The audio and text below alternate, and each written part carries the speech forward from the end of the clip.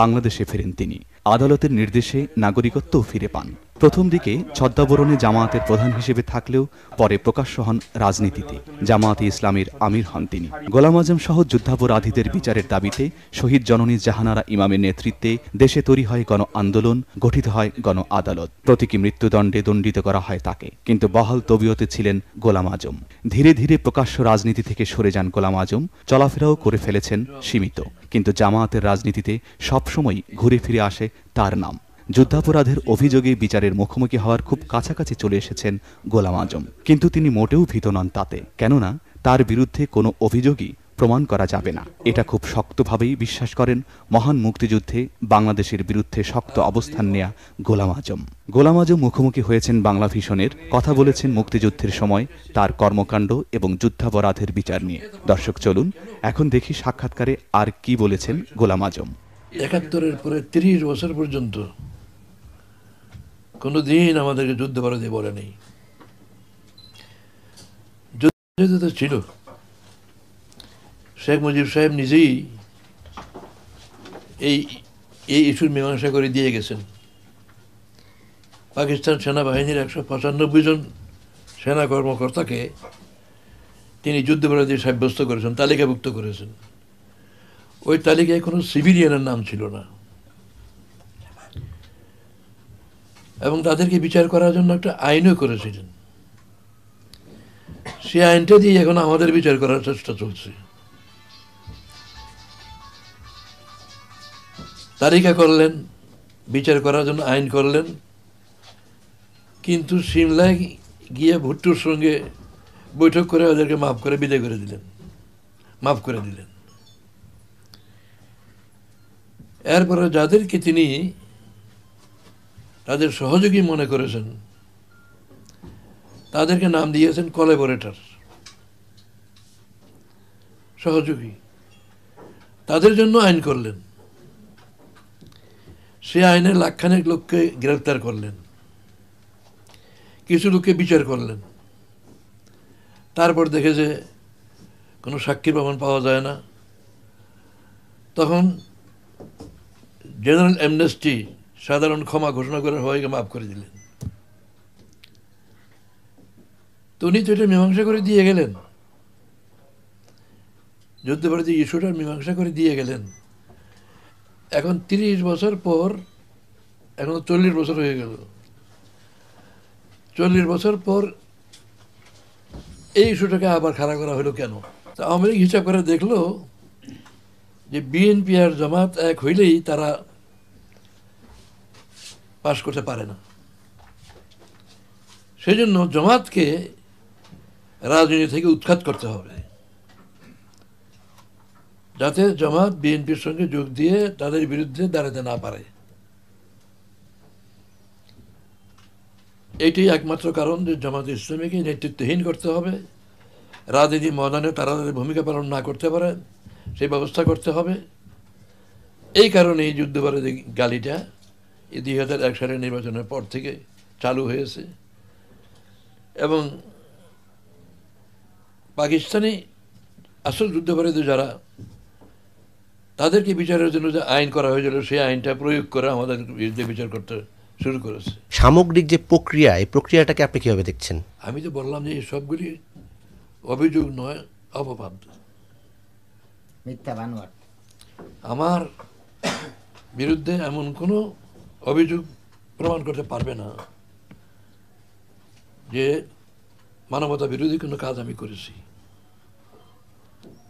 জনগণের কাছে ক্ষমা চাওয়ার মতো কোনো অপরাধ করেছি, এরকম কিছুই তারা পাবে না।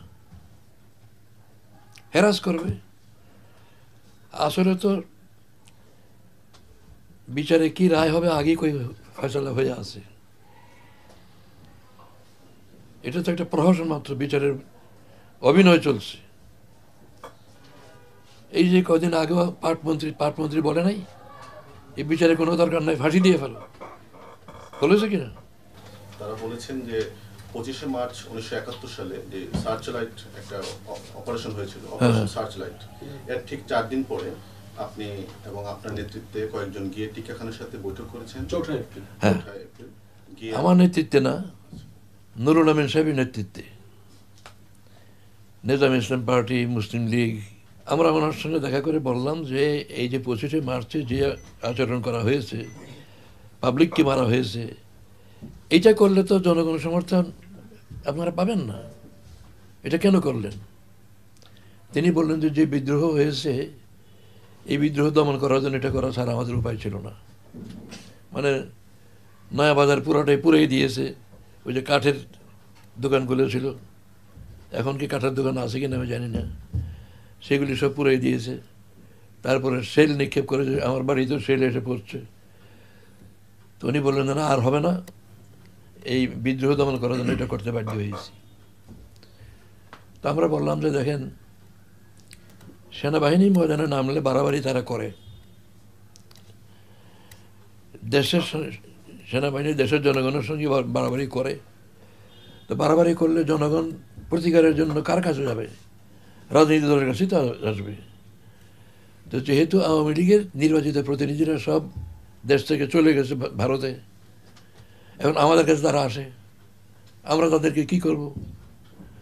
আমরা এটুকু সুযোগ চাই যে আমাদেরকে এই সুযোগ দেন, আমাদের কাছে যদি কোনো কমপ্লেন আসে তাহলে যেন সেই কমপ্লেন আপনাদের কাছে পেশ করতে পারি এবং প্রতিকার করা সম্ভব হয়। ব্রিগেডিয়ার রাও ফরমান আলী খান, উনি বসতেন গভর্নর হাউসে, যদিও ঠিক এখন গভর্নর ছিলেন এবং চিফ মার্শাল অ্যাডমিনিস্ট্রেটর ছিলেন, ইনি বসতেন ক্যান্টনমেন্টে।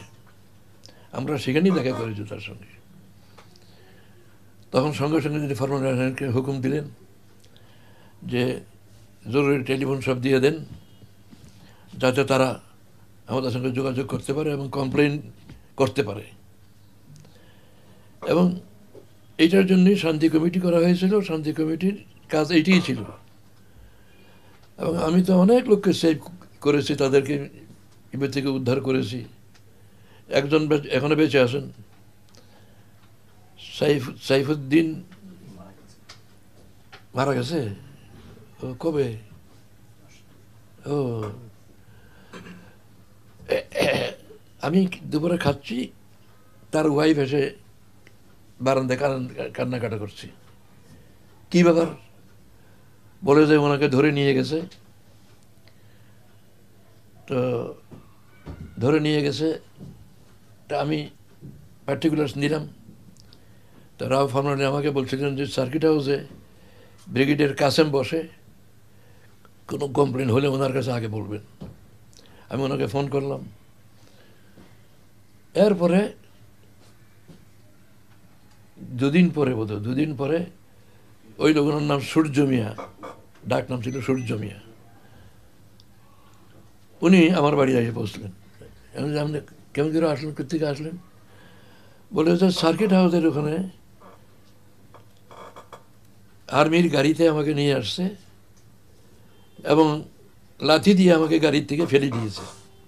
এই কথা বলে যে গোলাম আজম নাকি কে সুপারিশ করছে তোর পক্ষে, তো যা, এই বলে গাড়ি থেকে লাঠি দিয়ে আমাকে ফেলে দিল।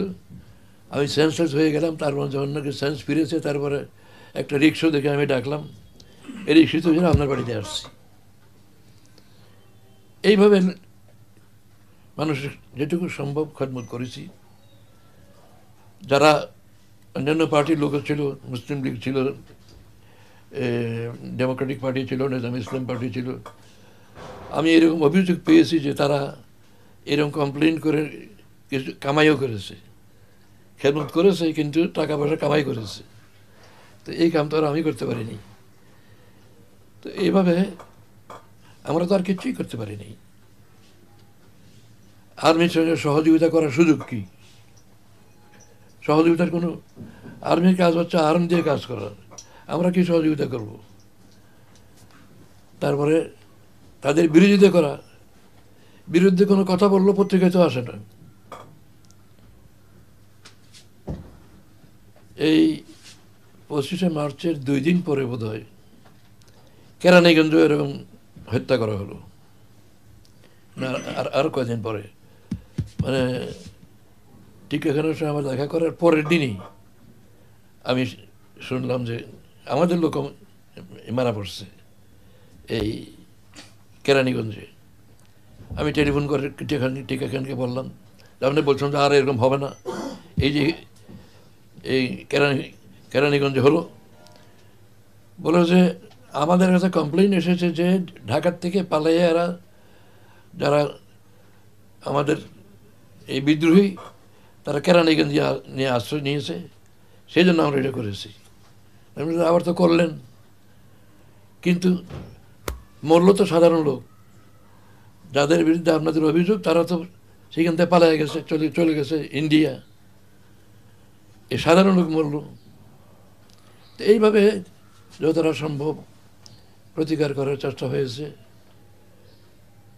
এই পাকিস্তানের স্বাধীনতা দিবস ছিল 14ই আগস্ট। 14ই আগস্টে কার্জন হলে নুরুল আমিন সাহেবের নেতৃত্বে, সভাপতিত্বে এই জনসভা হলো। সেই জনসভায় আমার আগে দিয়ে একটা বক্তৃতা হয়েছে। আমার বক্তৃতা থেকে আমি এই অভিযোগ বললাম যে এই আর্মি যে সমস্ত কাজ করছে, এই কাজের দ্বারা জনগণ পাকিস্তান বিরোধী হয়ে যাচ্ছে। তারা পাকিস্তান এক রাখার জন্য কাজ করছে বলে দাবি করে, অথচ পাকিস্তান ভাঙছে তাদের কাজে। পাকিস্তান টিকবার কোনো আমি সম্ভাবনা দেখি না। আমার বক্তৃতার পরে যারা বক্তৃতা করছে তাদের এই লাইনেই বক্তৃতা করতে হয়েছে, কিন্তু এইসব তো কোনোটাই পত্রিকা আসে নাই। তখন তো পত্রিকা সেন্সর্ড হতো, পত্রিকা তো সেন্সর্ড হতো, পত্রিকা তো ক্ষমতা ছিল না যে স্বাধীনভাবে ছাপায়। সেন্সর করে যা দিত তাই ছাপতে পারত। বায়তুল মোকাররমে মিটিং করে আমি তাদের এই সমস্ত বিরুদ্ধে অভিযোগ করেছি, কোনোটাই পত্রিকা আসেনি। আসলে আপনি আপনার অবস্থান থেকে আপনার সম্পর্কে কি বলবেন? আমরা মুক্তিযুদ্ধে কেন অংশগ্রহণ করতে পারলাম না? যদি মানে পাকিস্তান হওয়ার পর থেকে 25 বছর পর্যন্ত পাকিস্তানের সঙ্গে যে আচরণ ভারত করেছে, তাতে ভারতকে বন্ধু মনে করার কোনো কারণ ছিল না। যখন বাংলাদেশি জনগণের প্রতিনিধি আওয়ামী লীগের নেতারা ভারতে গিয়ে ইন্দিরা গান্ধীর কাছে ধর্ণা দিল যে আমাদেরকে স্বাধীন করার জন্য আপনারা সাহায্য করেন, তখন আমরা মহা চিন্তায় পড়লাম যে ভারত তো আমাদেরকে স্বাধীন করতে আসবে না, তারা আজও তাদের স্বার্থে, তারা আসছে তাদের স্বার্থে। সেই স্বার্থটা কি? 1 নম্বর শর্ত হলো তাদের চির দুশ্মন পাকিস্তানকে দুর্বল করা। যদি পাকিস্তান থেকে ইস্ট পাকিস্তানকে আলাদা করতে পারে তাহলে পাকিস্তান দুর্বল হলো। 2 নম্বর, পাকিস্তান ভারতের বাইরে আর আমরা পাকিস্তানের ভারতের পেটের ভিতরে, চারিদিক ভারত, দক্ষিণ দিকেও বঙ্গোপসাগর তাদের হাতে, আন্দামান নিকোবর দ্বীপপুঞ্জ তাদের হাতে। আমরা যদি তাদের থেকে আলাদা হই তাহলে আমরা স্বাধীন সত্তা রক্ষা করে চলতে পারবো না, আমরা ভারতের আধিপত্যের অধীন থাকতে বাধ্য হব। আওয়ামী লীগের ইন্ডিয়ার স্বার্থ 3টা ছিল, একটা হচ্ছে পাকিস্তানকে দুর্বল করা, আর আমাদের উপরে আধিপত্য বিস্তারের সুযোগ গ্রহণ করা, আর পাকিস্তানের মেজরিটি এলাকাটাকে তাদের পণ্যের মার্কেট বাড়ানো। তারা আমাদের স্বাধীনতার জন্য আসে নাই। বাংলাদেশ স্বাধীন হওয়ার পরও তাদের যা আচরণ, এদেরকে প্রমাণ হয় যে আমাদের স্বাধীনতা তারা চায়। আমাদের বর্ডারে তারা পাখির মতো মানুষ মারছে, জনগণ প্রতিবাদ করছে, কিন্তু সরকার প্রতিবাদ করে না। এখন যেমন পুলিশের সহকারী আছেন আনসার, এই আনসার হিসেবে পুলিশের সহকারী হিসেবে তারা এই বাহিনীগুলি গঠন করেছে। এখন ইউএনও যাদেরকে বলে, তখন তাদের নাম ছিল সার্কেল অফিসার। এই সার্কেল অফিসারদের মাধ্যমে ইউনিয়ন বোর্ডের চেয়ারম্যানদের মাধ্যমে ঢুল পিটে লোক রিক্রুট করেছে। সব রকম লোক গিয়েছে, কিছু পয়সা পাবে, বেকার লোক, বেকার যুবকরা সবাই গিয়েছে। এবং এত পুলিশ পাবে কোথায়? প্রতি পুল, প্রতিটা পুলে পাহারা, কারণ মুক্তিযোদ্ধারা এসে পুল উড়াইয়া দেয়, উড়িয়ে দিলে পরে এই গ্রামটা জ্বালিয়ে দিয়ে যায় আর্মি।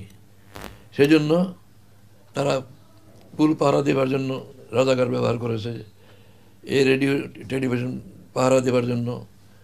এত পুলিশ পাবে কোথায়? এই জন্য পুলিশের সহকারী হিসাবে এই ফোর্সটা তারা গঠন করেছিল। বর্তমানে যেমন আনসার পুলিশের সহযোগী, এইরকম একটা ফোর্স হিসেবে তারা এটা করেছিল। মুক্তিযুদ্ধের সময় যে হত্যাকাণ্ডগুলো হয়েছে সারা বাংলাদেশে, সোমবার যে অভিযোগ দাখিল করা হয়েছে আপনার বিরুদ্ধে, সবকিছুর জন্যই আপনাকে দায়ী করা হয়েছে। জামায়াত ইসলামের আমির হিসাবে আপনার জন্য দায়ী। আমি সরকারে ছিলাম আর কি, সরকার আমি পরিচালনা করছিলাম। পাকিস্তান আর্মি কি করলো তাহলে? পাকিস্তান আমার হুকুমে কাজ করতো। তারা বলেছেন যে আপনার সহযোগিতা, আপনার পরামর্শ অনুযায়ী তারা কাজ করেছে। এই কথা প্রমাণ করুক, এটা তাদের দায়িত্ব প্রমাণ করার। আপনার কি কখনো মনে হয় যে মুক্তিযুদ্ধের এই সময়টায় আপনার কর্মকাণ্ডটা ভুল ছিল? না, আমি তো এমন কোনো কাজ করি না যেটা নাকি করা উচিত ছিল না বলে আমি মনে করি।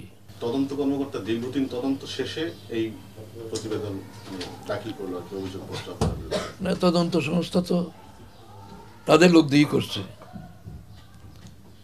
এবং তারা তাদের লোক দিয়ে মিথ্যা সাক্ষী দেওয়াচ্ছে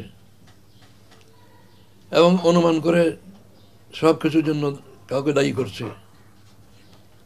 এগুলি কোর্টে একটা প্রমাণ করতে পারবে না। 16ই ডিসেম্বর দেশ স্বাধীন হল। 20শে নভেম্বর রমজানের পরের দিন, রমজান শেষ হলো, রমজানের পরের দিন, ঈদের পরের দিন, জামাতে ইসলামের কেন্দ্রীয় ওয়ার্কিং কমিটির মিটিংয়ে যোগদান করার জন্য আমি লাহোর গেলাম। জামাতের হেডকোয়ার্টার তো লাহোর, তখনও ছিল লাহোর, এখনও লাহোর। এটার পরে আমি ইয়াহিয়া খানের সাথে দেখা করতে গেলাম একথা বলার জন্য যে আপনি দেশের প্রেসিডেন্ট, পূর্ব পাকিস্তানে কি হচ্ছে আপনি জান না কেন? আপনি ঠিক এখানকে দিয়ে রাখছেন। এর জন্য কয়েকদিন সময় লাগলো সেখানে। এইভাবে আমি 3রা ডিসেম্বর আমি রওনা দিলাম করাচি থেকে পিআইয়ের প্লেনে। এটি পিআইয়ের শেষ প্লেন ছিল।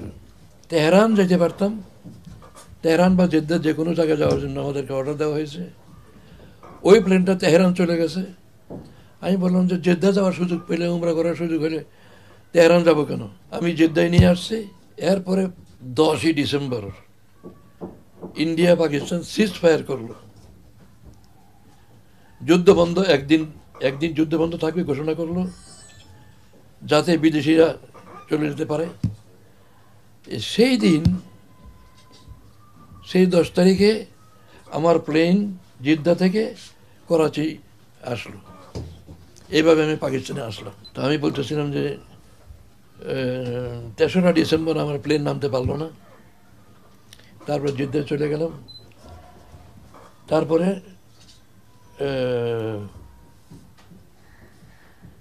বাংলাদেশ স্বাধীন হয়ে গেল, যোগাযোগ বিচ্ছিন্ন হয়ে গেল। তারপর আমি 72-এর এপ্রিল মাসে আমি লন্ডন গেলাম। আমার জন্মভূমি ঢাকা শহর। আমার জন্মভূমিতে বাংলাদেশের ভিসা নিয়ে আমার পাকিস্তানি পাসপোর্ট ছিল, বাংলাদেশের ভিসা নিয়ে আমি 78 সালের 11ই জুলাই ঢাকায় আসলাম।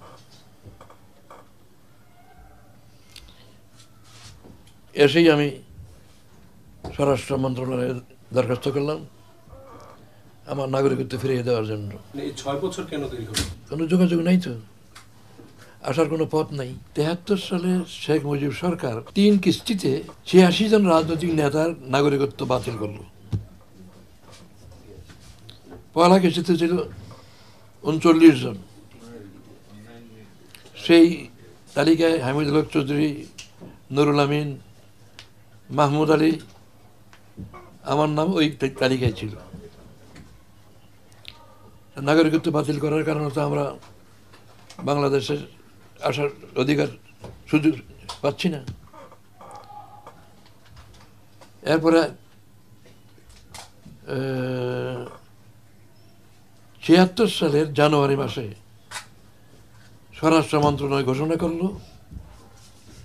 যে তাদের নাগরিকত্ব বাতিল করা হয়েছিল, তাদের মধ্যে যারা নাগরিকত্ব ফেরত চান সরাসরি স্বরাষ্ট্র সচিবকে লেখেন। আমি লেখলাম, কোনো জবাব নাই। অভিযোগে আপনার বিরুদ্ধে 52টি অভিযোগ এনেছে। আমার বক্তব্য হলো যে একটা অভিযোগ নয়, সবগুলি অপবাদ,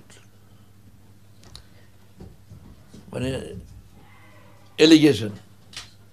তো তারা এলিগেশন দিয়েছে, আমি কোর্টেও বলবো, আমাকে তো কোর্টে হাজির হইতে হবে।